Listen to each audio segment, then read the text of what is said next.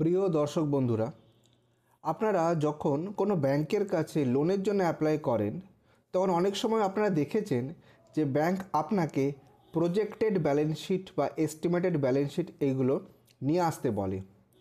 Loan, বিশেষ করে যখন আপনি ক্যাশ ক্রেডিট লোন, মুদ্রা লোন, এমএসএমই লোন বা টার্ম লোন এই রকম বাণিজ্যিক বা ব্যবসায়িক লোনের জন্য অ্যাপ্লাই করেন, তখন এই প্রজেক্ট রিপোর্ট খুব গুরুত্বপূর্ণ একটা ডকুমেন্ট হিসেবে পরিগণিত হয়।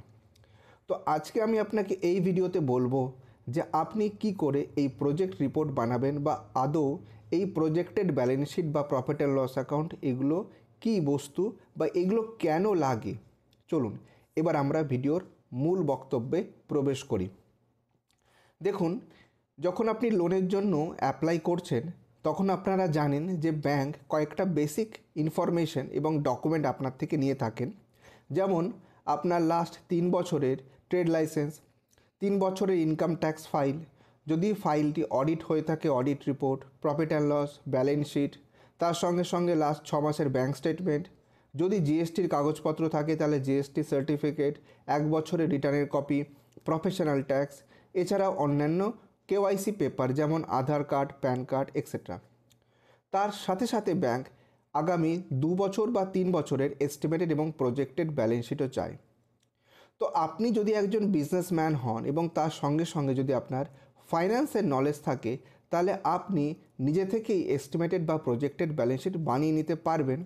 যদিও বহু ক্ষেত্রে দেখা যায় যে এইগুলো এতটাই টেকনিক্যাল জিনিস হয় যে যারা বিজনেস ওনার তারা সবসময় এটাই প্রেফার করেন যে যারা ট্যাক্স কনসালটেন্ট বা সিএ বা তার যে পরামর্শদাতা তার সঙ্গে কথা বলেই কাগজগুলো তারা তৈরি করে নেন।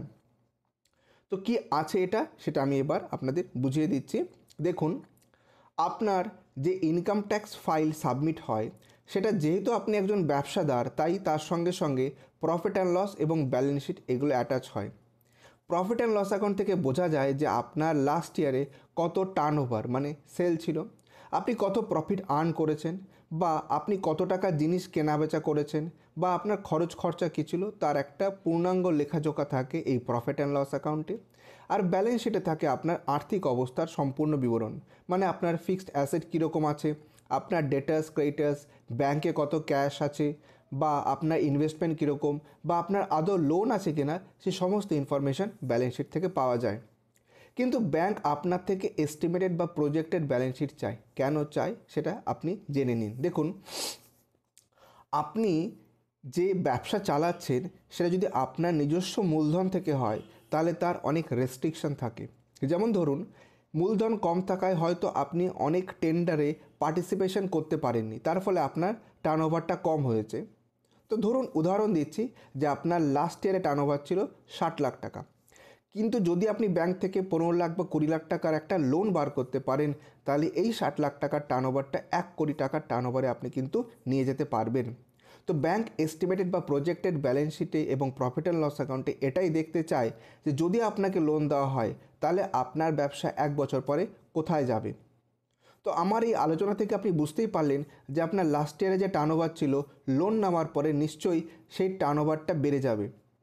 তাহলে এবার আসি আরও কয়েকটা গুরুত্বপূর্ণ কথায়। দেখুন, আপনার ব্যালেন্স শিটে লিভারেজ ছিল না, লিভারেজ না থাকার অর্থ কোনো লোন লাইবিলিটি ছিল না।